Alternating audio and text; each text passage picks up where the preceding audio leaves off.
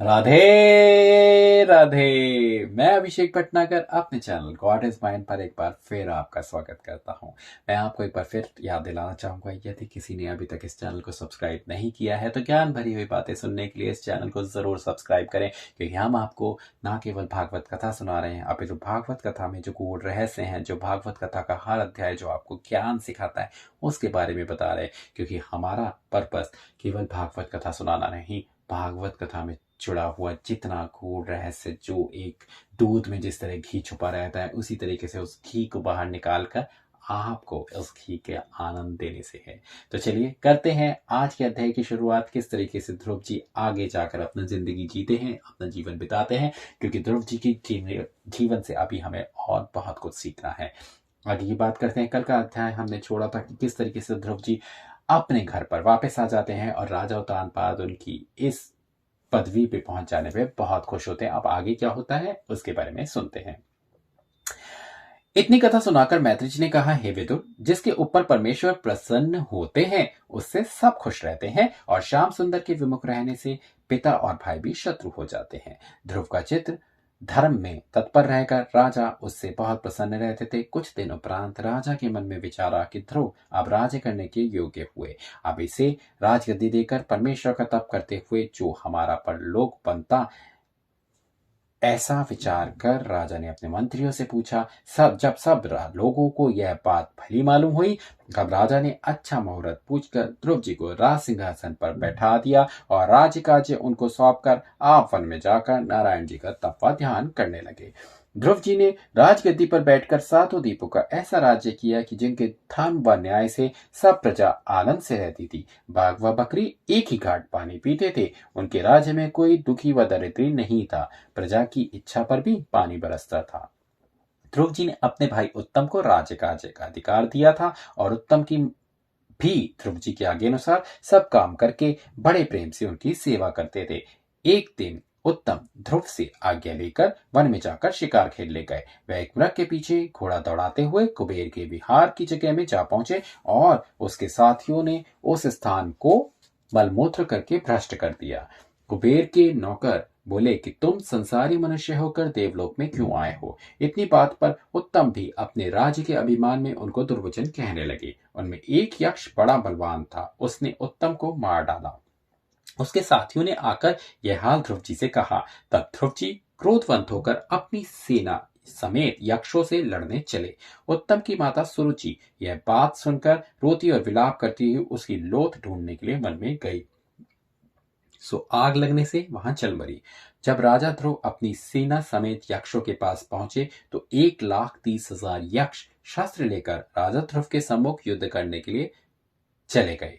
राजा ने अपने सेनापतियों से कहा कि तुम लोग अलग से खड़े होकर युद्ध का तमाशा देखो, हमको लड़ने दो। ऐसा कहकर ध्रुव जी अपनी रथ यक्षों के सम्मुख ले गए। यक्षों ने राजा को देखकर उन पर शस्त्र चलाए। ध्रुव जी ने उनके सब वार बचाए और अपना धनुष चढ़ाकर ऐसे बाण मारे कि उनमें से कुछ तो मर गए और बाकी घायल होकर गिर पड़े। राजा ध्रुव की विजय हुई। यक्षों की यह दशा देखकर एक यक्ष ने जाकर कुबेर से वृतांत कहा। तब कुबेर अपने नौकरों के घायल होने और मारे जाने का हाल सुनकर अपनी सेना के साथ लड़ने के लिए संग्राम भूमि में आए।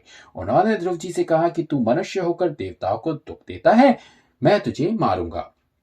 ध्रुव जी बोले, मैं केवल परमेश्वर को देवता मानता हूँ, जिन्होंने देवता और मनुष्य सब जीवों को उत्पन्न किया है। तब कुबेर ने बहुत से तीर ध्रुव जी को मारे। ध्रुव ने उनके सब बाणों को अपने तीरों से काट डाला। तब कुबेर जी ने ध्रुव जी से कहा कि तुम्हारा गुरु कौन है, जिसने ऐसी विद्या तुमको पढ़ाई, किसके चेले हो। ध्रुव जी ने उत्तर दिया कि जिसके प्रताप से तुम देवता हो वो वही मेरे गुरु हैं और मेरे मालिक हैं। यह सुनकर कुबेर जी ने क्रोधवंत होकर नारायण शस्त्र ध्रुव जी के मारने के वास्ते उठाया और ध्रुव जी ने नारायण शस्त्र निकाला।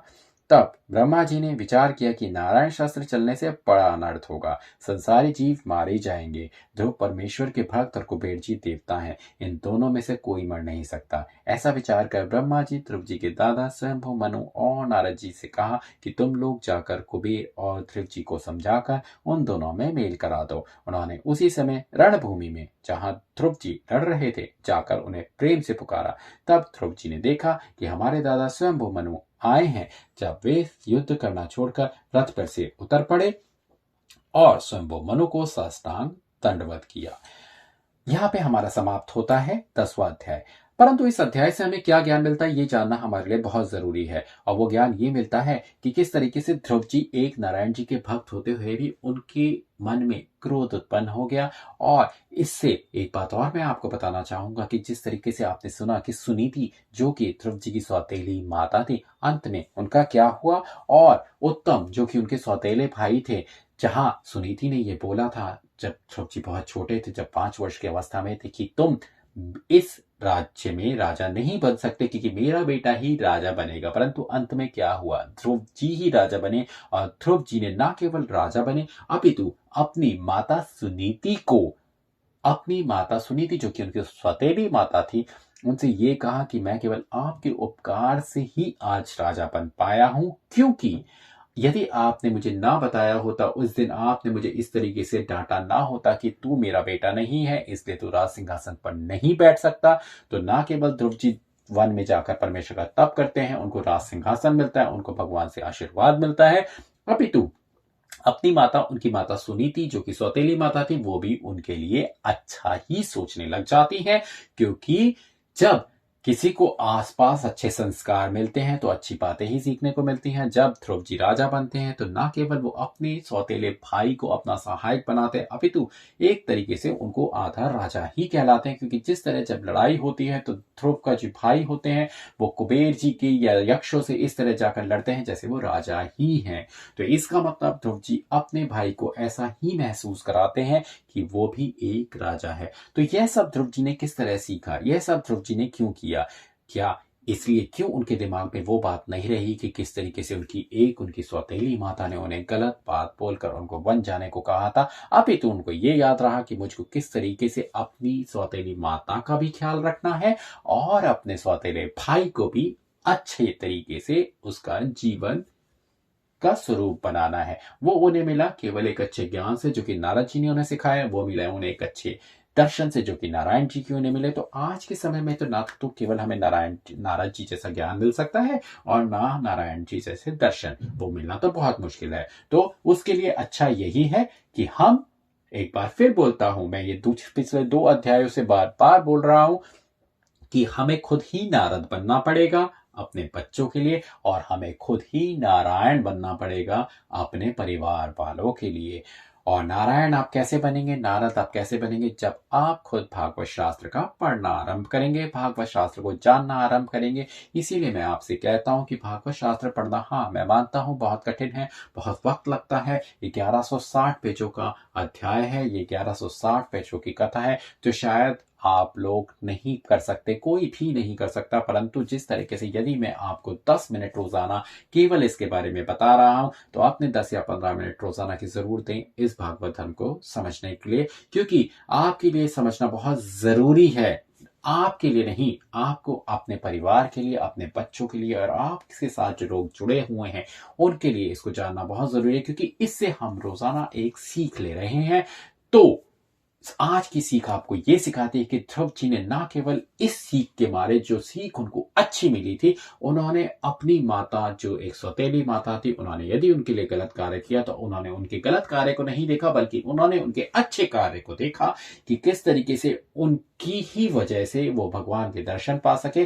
तो आज की शिक्षा ये सिखाती है कि यदि किसी व्यक्ति का गलत कार्य ना लें, अपितु उसके अच्छे कार्य लें और उसके अच्छे विचार लें, ताकि आप किसी निष्कर्ष पे पहुंचने से पहले ये सोच लें कि इस व्यक्ति के कारण हो सकता है कि मैंने जिंदगी में अपने बहुत बदलाव किए होंगे। तो हमेशा, वो चाहे आपका ऑफिस हो, वो चाहे आपका घर हो, जो कुछ भी हो, कुछ भी निष्कर्ष पे आने से पहले ये जरूर देख लें कि क्या आपने उससे, इस व्यक्ति के, यदि उसने 100 कार्य किए हैं तो यदि 99 कार्य अच्छे किए हैं तो 99 कार्य को देखें और उस एक कार्य को ना देखकर किसी निष्कर्ष पर ना पहुंच जाए। होता अक्सर उल्टा है। यदि किसी इंसान ने कुछ गलत कार्य किया है तो उसके एक गलत कार्य को तो देखा जाता है, परंतु उसके 99 अच्छे कार्य को नहीं देखा जाता। तो आज का ज्ञान यही सिखाता है, हमेशा अच्छे कार्य को ऊपर रखें और गलत कार्य को नीचे। आज की तरह ना सोचें, पुराने जमाने की तरह सोचें। यकीन मानिएगा, इस तरीके की अगर आप सोच अपने बच्चों में भी रखेंगे और अपने आप भी रखेंगे तो जीवन अपने आप अच्छा बनता चला जाएगा। तो याद रखिएगा आज के अध्याय की बात को कि अपने बच्चों को एक बार फिर कहता हूं, उनके लिए नारद बने, उनको ज्ञान सिखाएं, उनको अच्छे विचार दें, ताकि वो भी अपनी जिंदगी में जो भी कोई पल हो, उस पल का उन्हें क्या निष्कर्ष निकालना है, किस तरीके से उनको उस पल को जीना है, वो सीख सकें अपने माता पिता के बताए हुए रास्ते पर। तो आपके लिए कार्य करना भी बहुत जरूरी है, आपके लिए ऑफिस जाना भी जरूरी है, दैनिक कार्य करने भी जरूरी है, परंतु एक बात जरूर याद रखिएगा, आपको अपने बच्चों के जीवन को सुधारना भी बहुत जरूरी है। तो ये कार्य भी भगवान ने आपको सौंपा है और इस कार्य को भी जरूर से अच्छी तरह से करें। यदि आप अपने बच्चों के जीवन को सुधार पाएंगे, अच्छा बना पाएंगे, तो होगा वही, बाद में आप भी with proud you can say ये मेरा बेटा है, या फिर मैं इसका पिता हूं, या फिर मैं इसकी माता हूं, या फिर मैं इसका भाई हूं, या मैं इसकी बहन हूं। क्योंकि ये कर्तव्य ना केवल माता पिता का होता है, बल्कि एक बड़े भाई या एक बड़ी बहन का भी होता है कि अपने छोटे भाई से किस तरीके से, यदि उन्होंने सुविचार लिए हैं, उन्होंने जिंदगी में कुछ सीखा है, तो उनको भी वो अच्छी बातें सिखाएं, अपने परिवार को अच्छी बातें सिखाएं। क्योंकि परिवार आज के टाइम में, आज के समय में परिवार में एकता बहुत जरूरी है। एकजुट परिवार, जिस तरीके से हमारे पुराने जमाने में एकजुट परिवार होते थे, आज के जमाने में हर कोई अलग अलग रहता है, तो फिर संस्कार मिलना तो बिल्कुल मुझे नहीं लगता कि मिल भी सकते हैं। तो एक परिवार यदि होगा, उसमें दादी बाबा होंगे, या फिर चाचा चाची होंगे, ताऊ ताई होंगे, तो यदि आप संस्कार नहीं सिखा पाएंगे तो शायद वो संस्कार सिखा पाए। तो इसीलिए बहुत जरूरी है कि अति ठीक है, आप साथ रह भी नहीं सकते तो कम से कम समय में, सप्ताह में 2 बार 1 बार जाके उनसे मिल तो सकते हैं, ताकि बच्चों को भी एकजुटता का एहसास हो कि किस तरीके से हम लोगों को भी जीवन में एकजुट होकर रहना चाहिए। परिवार ही सब कुछ होता है, परिवार ही है जो सबसे अग्रणी है, परिवार को ही सबसे बड़ा मानना चाहिए, और परिवार के लोग जो सीखते हैं उसी को मानना चाहिए, ना कि बाहर के लोगों के पास तक उनकी पहुंच जाए, वो बाहर के लोगों को ज्यादा इंपॉर्टेंट मानने लग जाए, महत्वपूर्ण मानने लग जाए अपने परिवार के लोगों से ज्यादा। तो ये बहुत जरूरी है, ना केवल अपने बच्चों का, अपितु अपने भतीजा भतीजी, भांजा भांजी, इन लोगों का भी यदि आप संस्कार दे सके तो ये बहुत जरूरी है, इसका ध्यान रखिएगा। बाकी की कथा हम कल पूर्ण करेंगे, जिसमें ध्रुव जी का कुबेर जी से मिलाप करना और अपने पुत्र को राज्य देकर वन में तप करने के लिए चले जाना। तो करते हैं आज के दिन की शुरुआत। एक बार मैं फिर आपको कहना चाहूंगा, आपकी जिंदगी सुगम हो, आपकी जिंदगी अच्छी हो, आप अपने बच्चों को जरूर अच्छे संस्कार दें, इस बात का ध्यान रखिएगा, और भगवान को भी ध्यान रखिएगा, क्योंकि भगवान को ध्यान रखेंगे तभी आप ये सब काम कर पाएंगे। राधे राधे।